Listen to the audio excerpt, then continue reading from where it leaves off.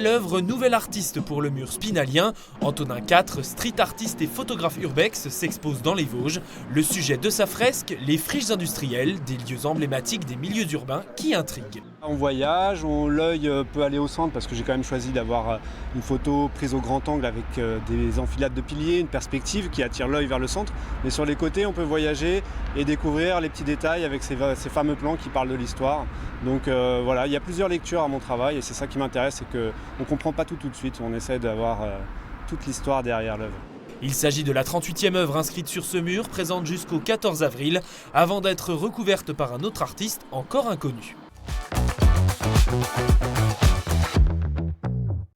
Devenir détective ou chercheur d'art le temps d'une journée, c'est ce que proposent des artistes au bois durant cette 4e édition du Art & Found, une initiative de Morgane Parmentier alias Nonos. On a quand même des choses plutôt sympas à la Cité du Vitrail, on a quand même Musée Saint-Loup, Musée d'Art Moderne, mais c'est sûr que c'est pas Paris, on n'a pas des expositions toutes les semaines avec de l'art où ça fait partie de la vie quotidienne d'avoir de l'art dans sa ville.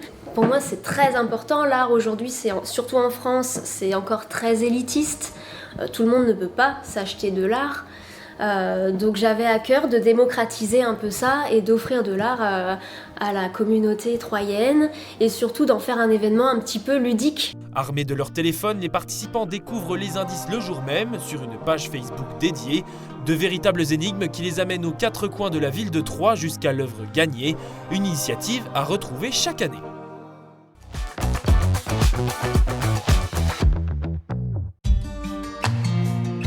En Moselle, le château de Malbrouck à Manderen-Rietzing se pare des couleurs olympiques. L'exposition Malbrouck au cœur des Jeux valorise le sport et sa philosophie à travers notamment les œuvres de Lorenzo Mattotti. Nous avons un grand rendez-vous qui nous attend.